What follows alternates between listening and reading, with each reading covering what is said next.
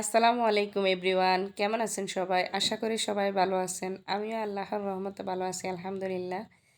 আজকে আপনাদের সামনে হাজির হলাম পুডিংয়ের রেসিপি নিয়ে। কিভাবে দুটো ডিম দিয়ে সুন্দরভাবে পুডিং বানানো যায় সেটাই দেখাবো আজকে সবাইকে। খুব সহজে দুটো ডিম দিয়েও পুডিং বানানো যায়। যাদের পুডিং জমে না তারা আমার এই রেসিপিটা ফলো করে বানিয়ে দেখতে পারেন, ইনশাআল্লাহ সুন্দরভাবে জমে যাবে।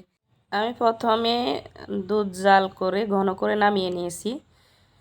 এরপরে একটা পাতিলে 3 চামচ চিনি দিয়ে ক্যারামেল বানিয়ে নিয়েছি। ক্যারামেলের কালারটা কমলা বা খয়েরি কালার হলে নামিয়ে পাত্রে ঢেলে গরম গরম ছড়িয়ে নেবেন। এরপর যে দুটো ডিম নিয়ে আমি ফেটিয়ে নিয়েছি। নেওয়ার পরে দুধগুলোর মধ্যে আমি ডিমটা দিয়ে মিক্স করে নেব। মিক্স করে একটা চাকনির মধ্যে দিয়ে সেঁকে নেব।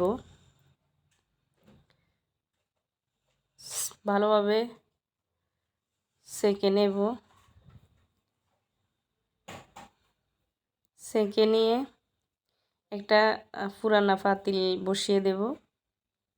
পুরানা পাতিল দেওয়ার ক্ষেত্রে যখন পানিগুলো জাল দেওয়া হয় তখন একটু কালচে বর্ণ হয়ে যায়, এজন্য আমি একটা পুরানা পাতিল দিয়েছি।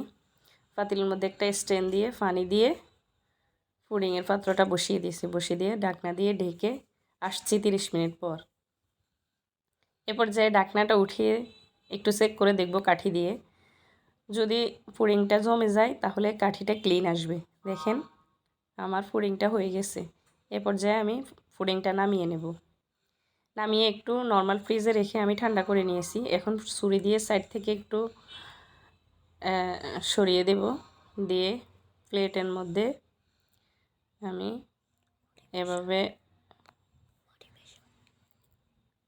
ঢেলে পরিবেশন করব। অনেক সুন্দরভাবে পুডিংটা জমে গেছে। খুব সহজে আধা ঘন্টা বা 40 মিনিটের মধ্যে দুটো ডিম দিয়ে খুব সহজে পুডিংয়ের রেসিপিটা হয়ে গেল। যাদের পুডিং জমে না তারা একবার আমার এই রেসিপিটা ফলো করে দেখতে পারেন, ইনশাআল্লাহ অনেক সুন্দরভাবে হয়ে যাবে। ভালো থাকবেন সবাই, আল্লাহ হাফেজ।